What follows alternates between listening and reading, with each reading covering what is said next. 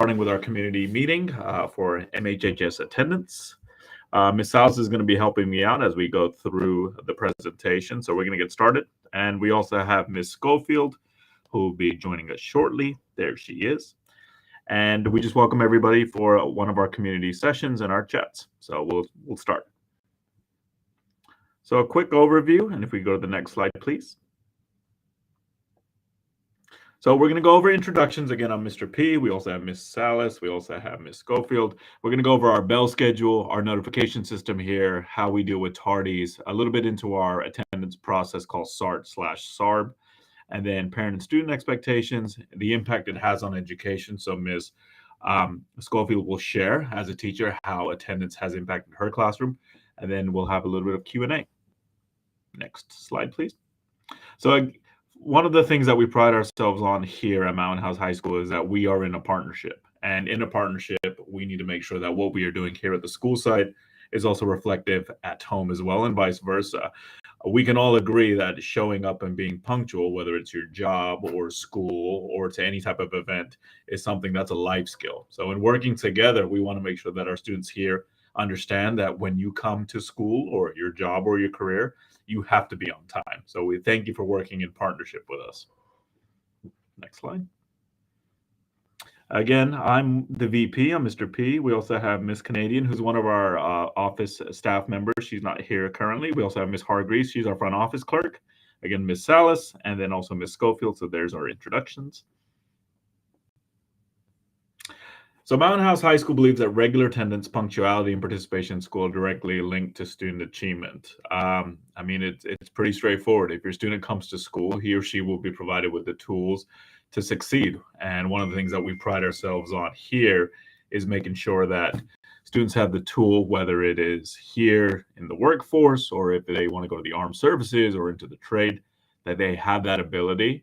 And those tools are granted here. And we go over that specifically around making sure that they show up on time. Next slide, please.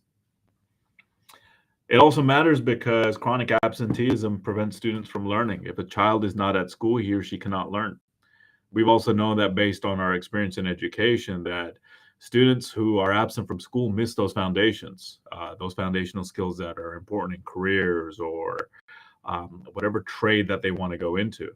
And also, it's a predictor of how college will be. If a student struggles academically in college, there is a correlation to whether or not the student is actively attending school. I know this is an older statistic, but in 2015, 2016, over 7 million students missed 15 days of school, or about 1 in 6. That pandemic has also exacerbated this statistic. In the transition from distance learning now back to face-to-face school, we are seeing an increase in the number of students who, unfortunately, have become truant or are missing more school time. Next slide, please. Our bell schedule. It doesn't matter what day of the week it is, school starts at 8 a.m. Now, there's several students who are quite creative with their anecdotes about, well, Mr. P, I was in the parking lot and you locked the gate. Yeah, because the bell has already rung. School starts at 8 o'clock. And parents out there and guardians, I get it. Also with our construction, sometimes it takes a little bit longer. We do have over 2,000 people attending the school. Definitely want to make sure you build in that time so kids can get to school on time and beat that 8 a.m. bell. Next slide. Our regular schedule, like I said, school starts at 8 o'clock. We have 4 primary entry and exit ways in the morning. Once those are locked, students will then check in the front office. They are given a pass before they attend class. As I said, we have our regular bell schedule. Success, and as we've communicated over the course of the year, success is known as 9th period. So if you ever check a student's attendance record on Aries, success is what 9th period is reflecting. So that's a regular schedule. Next slide. And sometimes we have a fancy schedule on Thursdays, our advisory bell schedule. Again, school starts at 8 o'clock. And it is critical that students are inside the building and making sure that they're at their desks or sitting in their classroom by the time that bell rings. If a student isn't there, they will be marked tardy. Next slide. Our notifications here. So parents, we send phone calls, emails, texts, and we continue to send these over the course of the year, but you'll get a daily reminder or a daily notification about whether or not your student was marked absent or tardy.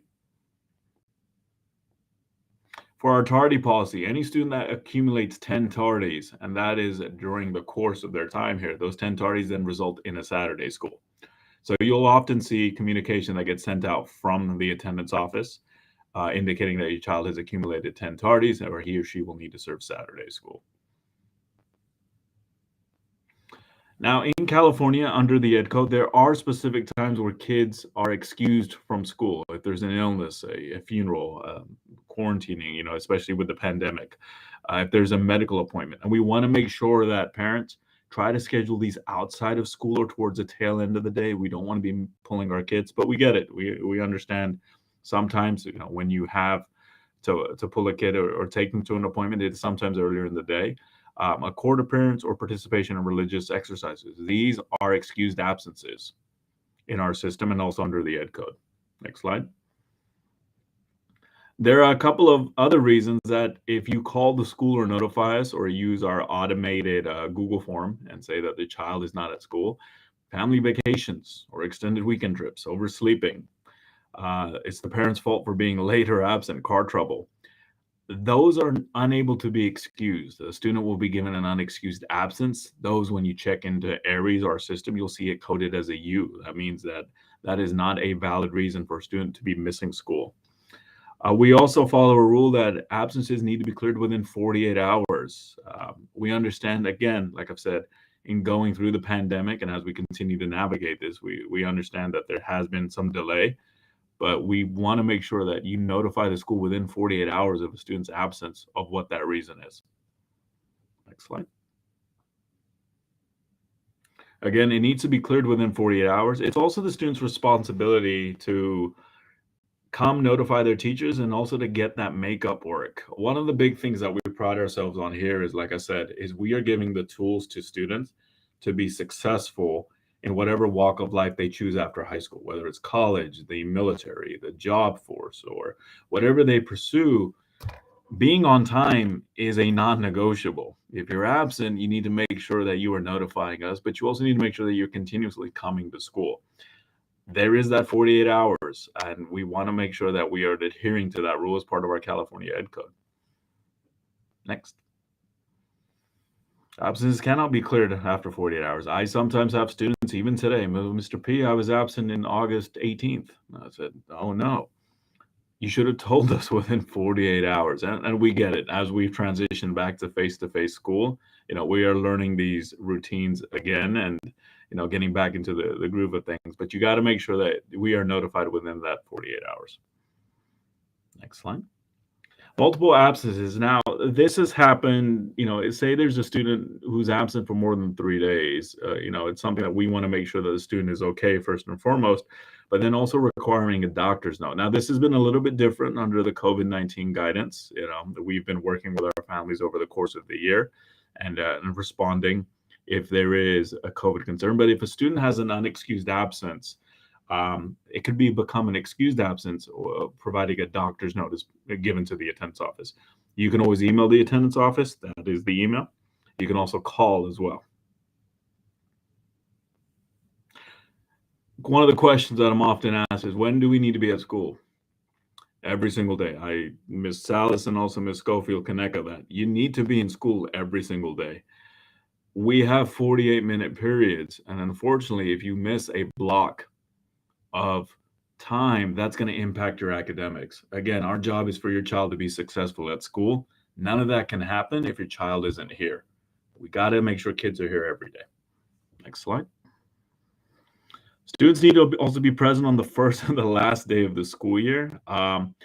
Typically, at the beginning of the school year, students who are not here on those first few days are unenrolled from our campus. That is a process that we work in alongside our district office, because we have to verify that those students are here in the district. So you've got to make sure that you're here on that first and the last day of school. Next slide.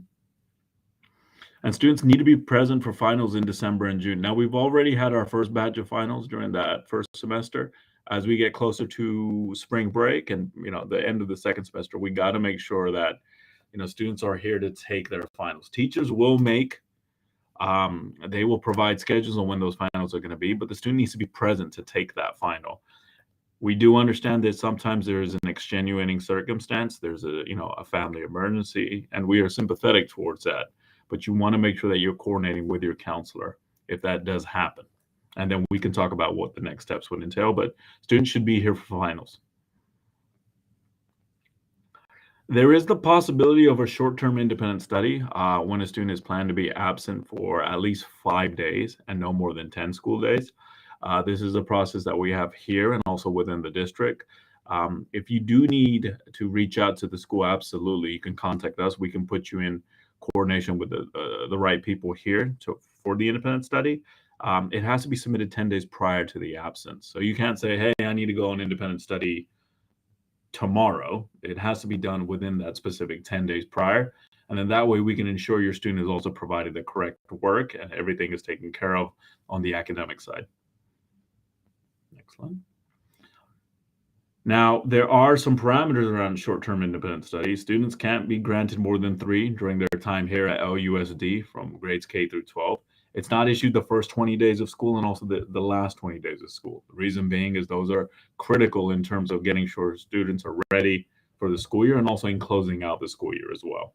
If your student is not achieving academically, meaning that he or she needs those supports here, that is another reason why an independent study may not be granted or approved. Next slide. Now, I've done a lot of talking, and I'm going to throw it over to Ms. Schofield. Ms. Schofield is going to share a little bit about her perspective, the impact attendance and tardies have on her class. So I'm going to throw it over to her. All right. My name is Shelby Schofield. I'm an English teacher at the school. Mr. Ponyo asked me to talk about, again, absences and tardies. Yesterday, I was inputting grades for progress report cards that are coming up really soon. And I looked at all of my students that had D's and F's, and they all had something in common, and that was they were either consistently tardy to class or they were consistently absent. And of course, there's other things that go into having a D or an F, but I thought that was really very interesting because attendance really does impact grades. It absolutely has a huge influence on how the student performs in the classroom, even if they are just tardy for, just a couple of minutes. When I start my class, we start right when the bell rings. And so often I have a steady flow of tardies coming in, and I have to stop instruction so that they could get settled and the students won't be distracted anymore. So all in all, there's a lot that goes into grades and student performance, but attendance is a big, big factor.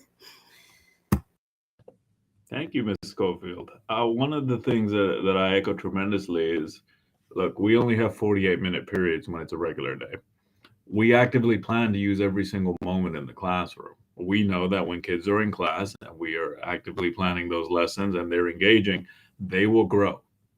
Our job is to give them those tools that they will be fine in life. Again, like I've said before, wherever they choose to be. But if they are starting late or not actively there, that is really hindering their ability. Whether it's going to be success in the workforce, success in the military, success in college or university. Those skills we have to develop here as high school students. Thank you, Ms. Schofield. So, what happens if kids don't show up to school? Well, as you may have heard or seen, or some of y'all may have dropped your children off, there's consequences to it. We take a very old school approach. The best consequence for missing school is making up school time. The next slide, please. And students need to come to school every single day. So here at the district and in coordination with them, we have our SARB-SART process. And what this entails is if a student misses a certain amount of days, there is a consequence in the amount of time that they need to make up. So we're going to go over that now. So STARB is a strategy that we utilize to help students improve their attendance. We have a group, a team that meets at the district office once a month, and we review students who are struggling with their attendance. As part of the STARB process, this team also looks at what are some of the factors that are impacting the student coming to school and also the student being there on time. And then how can we provide additional support for the student and also their families. Some students will be sent to a SARB hearing because they are struggling with their attendance. Our job is to help provide them with these opportunities to remediate that. Next slide.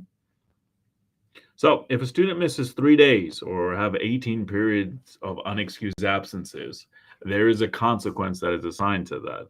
If you can click the next slide, this will be known as step 1. So these are 3 full days of absences, or the equivalent of 18 period absences. Now you may say, Mr. P, why is it 3 days and also 18? Students have multiple periods per day. Success is also a period. Students may be flagged for step 1 as if they missed success, and this has happened this year, where they forgot to sign up 18 times in a row. That is the equivalent of them also being flagged in our step 1 process. Or if a student was absent for 3 full days, that would also trigger the step 1. So next slide, please. So if a student hits either those 3 missing full days or those 18 periods, they're identified as truant. 3 days of Saturday school are assigned. You will get an email notification from myself or the attendance office saying your student is in the SARB process. There's step 1, 2, and 3. Students will be asked to come to Saturday school. We have Saturday school happening this Saturday. We have it next Saturday as well. But those students will be considered in step 1 of the process. Next one. The second step, and this is where the consequences become more dire and severe. So now that you've missed 6 days of school, or the equivalent of 36 periods, a SARB-2 letter is sent home notifying you, and this will be done in the mail. It's also done digitally saying, hey, you're at this process. You're assigned 6 days of Saturday school. Next slide. The parent and guardian will be, in our correspondence, we'll let you know, absolutely, let's set up a time to review your child's attendance. There's an attendance contract that does get signed. I have several that are right here. In this, a contract, it's saying that you, alongside your student, will make sure that they're going to do better and ensure that they come to school on time. Now, parents, I understand when you drop your kids off in the morning or you let them go to school, there is also that responsibility on them. For students that are in co-curriculars or if they're playing sports, this also revolves around them possibly, missing 2 games or an event. The idea is that because of the attendance and their students first, if that attendance has not been remediated or fixed, there are consequences that are happening, not only on the academics, just like Ms. Schofield said, but there's also impact to their sports teams. We've had several coaches who are doing weekly checks with their students to make sure that they're attending on time. Because again, these skills are universal. If you have good time management and you are promptly on time, that's a success that you will need in life. Doesn't matter you're here or if you're at university or wherever you are, making sure that you are adhering to when things start and when things end. So that's step 2. Now, step 3. This is when you have accumulated 9 days or the equivalent of 54 periods of unexcused absences. The third letter is sent home. At this point, we are saying that, hey, because this is an ongoing issue and it hasn't been remedied, we now need to meet with our SARB panel at the district office. Again, at this meeting, like I shared before, there will be folks from across the district, and we will look at the student's attendance record and also come up with solutions in trying to help solve the student's attendance record. Next slide. Students that participate in activities will be suspended from participating in activity. It doesn't make sense that if you're an athlete and you're on the basketball team and you don't show up to any single one of your classes, why would you be allowed to represent the school and play basketball? Again, these are skills that are universal and across whether sports, athletics, clubs. You need to make sure you are attending on time. And like I said before, students who are at this step 3 and are not showing that they are able to remedy the situation and their attendance is getting worse will be referred to the SARB board. Next slide. At these SARB hearings, and it is not my business or Mountain House High School's business to put students in a position where they're unsuccessful. But what I do know is that if we are in that partnership, meeting halfway and saying, we want your child to attend fully, we also need them to come and make sure that they're attending and being on time. Parents can also be fined under the California Ed Code if their child is not coming to school. Students may lose their ability to drive. Again, the purpose of SARB is for us to remedy the situation and to ensure success with the student. But these are some of the violations and also the impact that could possibly happen. I've even seen in my own eyes, not at this district, in a different district, where a person was fined for not bringing their child to school. Now, Now that we've gone over our processes here, how do we improve attendance? I think as parents, and like I mentioned in the partnership, attendance is a priority. It doesn't matter what walk of life you're in, students need to come to school. Talk to your child about showing up every day. Help a child maintain daily routines. For us, it's that canvas. Making sure that parents are with their child, checking canvas, having them show you what have they completed today, what's still outstanding. Also, in these daily routines, is you want to make sure kids are going to sleep on time. We take an old school approach. If your child is up at 2, 3, 4 o'clock in the morning, they're not going to make it here by 8 a.m. Again, parents, we ask that you try not to schedule those dental and medical appointments during the school day. But I get it. If you have to, that's not a problem. But bring them back. If you have an appointment that's at 9, it's over by 10, you can bring the child back. And then don't let your child stay home. What we also saw during the course of this pandemic, and even now, is absolutely, if your child is not feeling well, keep them home. But if they're okay, they're feeling better, and those symptoms have resolved, absolutely bring them back to school. We want to make sure they're there for their education. Next slide. And improving attendance, you want to make sure that your student is staying engaged. Ask how they feel. Ask them how their school day went. Ask who they had lunch with. The more conversations you have with them about their school day, the more insight you'll get. And again, this is a partnership. If you see that there is something that's prohibiting them from being on time in class, or there is, an extenuating circumstance, the more you know about it, the better we can work together on resolving them. Stay on top of their academic progress. Ask the teachers if your child needs additional support and help. We have our success block. It's built in every day. That's intervention. If you feel like your child still isn't making adequate progress, reach out to the teachers. Absolutely. We welcome that. And also tell the teachers how to contact you. Sometimes we run into a pickle where our contact numbers aren't the best and we need to resort to email. So please check your emails, check your phone numbers, and then also contact us back. Again, we are working in a partnership and we want your child to be successful. Now, I've shared a lot. I also want to thank you, Ms. Schofield. If anybody does have some questions, we'll take a few moments to address them in the chat. Again, this in looking at our attendance policies, absolutely, we welcome all the students that do come to school here. And just like Ms. Schofield said, is if a kid is consistently coming in late, not only is it interrupting the classroom environment, but it's interrupting their own learning. It's a lot tougher to catch up when everybody's already 5 minutes into the lesson. One question I do get often asked, Mr. P, do they have enough time to get from building A to building B or to building C? Absolutely. If me being 30, how old am I? 36, 35? If I can make it from across campus within the 5-minute passing period, your child can make it as well. So we'll hang back. If anybody has any questions, you can type them in the chat. Ms. Schofield, is there anything you'd like to share, or Ms. Salas, anything you'd like to add?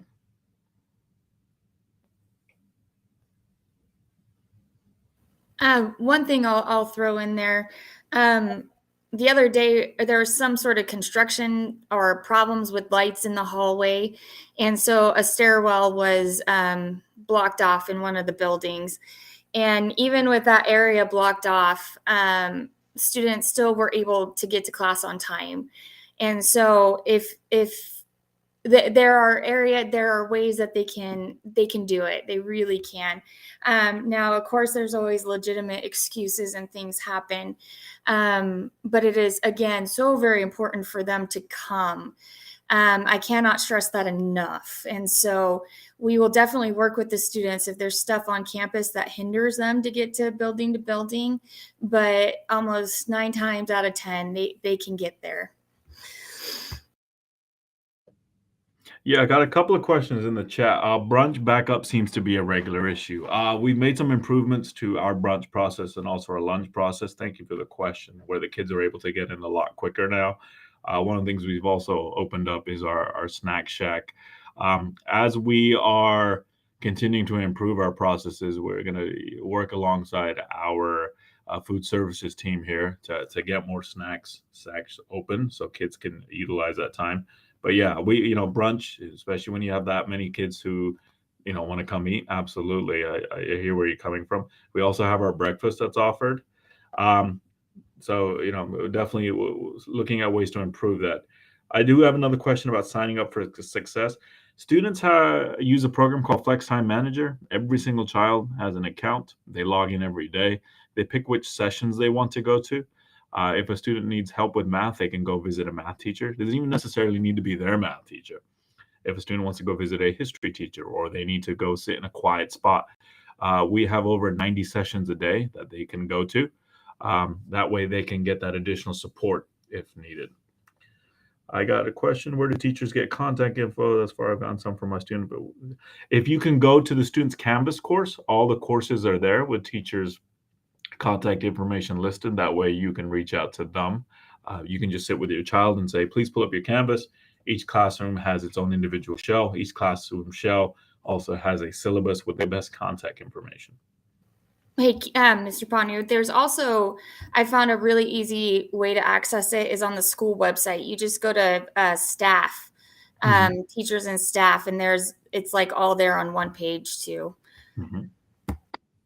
Thank you, Ms. Schofield. All right. Well, parents, I thank y'all for your time. We appreciate y'all being here. If there's any additional questions, feel free to reach out to the attendance office. You can also call the school as well. On that note, I'm going to say good evening, everybody. Appreciate this community chat. And there'll be several more coming up. So thank you, everybody.